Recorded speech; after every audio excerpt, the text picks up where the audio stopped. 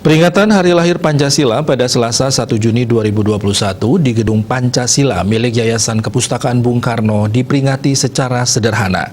Ketua Yayasan Kepustakaan Bung Karno, Gus Marhain, mengajak para tukang bangunan merayakan dengan potong tumpeng dan makan bersama.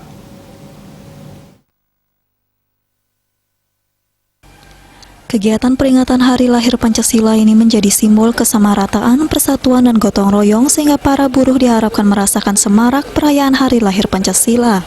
Ketut Mulyadi, salah satu tukang bangunan yang ikut terlibat dalam perayaan itu, merasa bahagia dapat dilibatkan. Ia mengatakan momentum ini sangat berkesan baginya dan sejawatnya sesama buruh. Ketua Yayasan Kepustakaan Bung Karno, Gus Marhain, menerangkan kegiatan ini tetap menerapkan protokol kesehatan, utamanya menggunakan masker. Kegiatan itu diawali doa bersama, pemotongan tumpeng, makan bersama, dan mereka dipersilahkan kembali bekerja. Tumpengan alias juga saya tiup lilin agar yang namanya Pancasila ini selalu sehat, selalu damai, karena di dalamnya kita merawat perbedaan. Terima kasih. Lebih dalam dari itu, Gus Marhain yang konsen melestarikan benda-benda tentang Bung Karno ini menerangkan, pandemi COVID-19 semestinya tak mengurangi nilai-nilai yang terkandung dalam Pancasila. Baginya, pandemi merupakan unsur alam yang dilalui.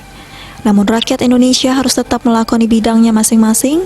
Para buruh kerjakan pekerjaannya sebagai buruh, begitu pula masyarakat lainnya termasuk wartawan. Gus Marhain juga mengajak masyarakat tetap mematuhi protokol kesehatan. Gus Marhain menambahkan para buruh ini sedang mengerjakan pembangunan Gedung Pancasila.